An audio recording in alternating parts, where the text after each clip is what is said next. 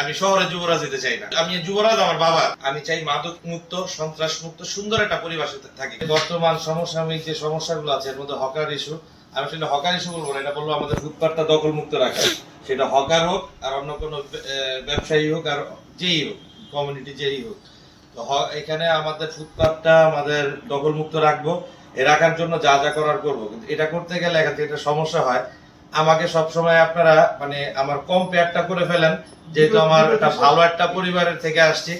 আমার টানেন জালাল হাজি সাহেব, কালাম সাহেব, তা ওই সুতা থেকে আমরা টানা শুরু করেন। ওইটা করতে গেলে যখন আমার এই কাজগুলো আমার কাছ থেকে চান, তখন আমি আসলে কিছু কিছু জায়গায় মিসম্যাচ আমি হয়ে যাই। আমি আসলে কাজ করা আমি বিব্রতকর পরিস্থিতিতে পড়ে যাই। তো আমি আপনাদের কাছে আহ্বান থাকবে যে নাগরিক বিভিন্ন সমস্যার সমাধানে, এবং আমি যদি পজিটিভলি কোনো কাজ করি, সেখানে করতে গেলে সবকিছু তো যে ঠান্ডাভাবে করা সম্ভব হয় না, বা সবকিছু সোজাভাবে করা সম্ভব হয় না। যদি যৌক্তিকভাবে আমি ঠিক থাকি, আদর্শিকভাবে যদি আমার জায়গাটা ঠিক থাকে, আমি আশা করি আপনাদের সহযোগিতা পাবো। মানে আমার অযথা কেউ সন্ত্রাসী বানাই দিয়েন না, অযথা কেউ আমাকে মানে কি বলে এটা যুবরাজ বানাই দিয়েন না। আমি আমি আমি যুবরাজ আমার বাবা। আমি শহরে যুবরাজ হতে চাই না, কারণ আমার বাবার একমাত্র সন্তান আমি। আমার রাজত্ব একটা আমার ঘরে এমনি আছে। শহরের যুবরাজ হতে চাই না, আমি শহরের একজন সন্তান। আমি চাই মাদক মুক্ত, সন্ত্রাস মুক্ত সুন্দর একটা পরিবেশে থাকি, কারণ আমাদের তো আসলে বাইরে ঠিকানা নাই। দিন শেষে দাদা যা রেখে গেছিল, বাবা অলমোস্ট অনেক কিছু বিক্রি করে ফেলছে। অল্প যা আছে এটা নিয়ে আমাদেরও শহরে বসবাস করতে হবে।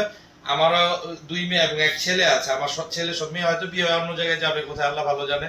ছেলে সন্তান তো আমার এখানে রাখতে হবে। সেই ক্ষেত্রে নারায়ণগঞ্জকে সুন্দর করা ছাড়া আমাদের আসলে আর কোনো অল্টারনেট নেই। তো আমাদের ভিতরে আসলে অনেক সমস্যা আছে, এটাও সত্য। তবে আমি একটা মূল মন্ত্রে আমি থাকি যে চাঁদাবাজীদের কোনো রাজনৈতিক দল পরিচয় নাই, চাঁদাবাজের কোনো প্রফেশন নাই। সে হোক সে পুলিশে, হোক সে সাংবাদিক, হোক সে রাজনীতিবিদ। আমরা যারা চাঁদাবাজির বাইরে আছি, 5 তারিখের পরে যদি এই ধরনের কিছু করতাম, অবশ্যই আপনারা সব জানতেন, লিখতেন, চলে আসতো।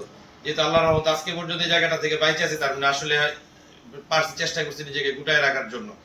তো আমি আপনাদের কাছে এটা আহ্বান থাকবে, সমালোচনা আমাদেরও হবে নিঃসন্দেহে, কিন্তু যদি আদর্শিকভাবে সঠিক জায়গায় থাকি, এই শহরের জন্য সঠিক জায়গায় থাকি, অবশ্যই আমি আপনাদের সহযোগিতা সবার চাই।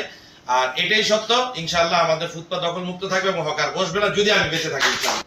তো আমি আপনাদের কাছে এটা আহ্বান থাকবে, সমালোচনা আমাদেরও হবে নিঃসন্দেহে, কিন্তু যদি আদর্শিকভাবে সঠিক জায়গায় থাকি, এই শহরের জন্য সঠিক জায়গায় থাকি, অবশ্যই আমি আপনাদের সহযোগিতা সবার চাই। আর এটাই সত্য, ইনশাআল্লাহ আমাদের ফুটপাত দখল মুক্ত থাকবে এবং হকার বসবে না, যদি আমি বেঁচে থাকি ইনশাআল্লাহ।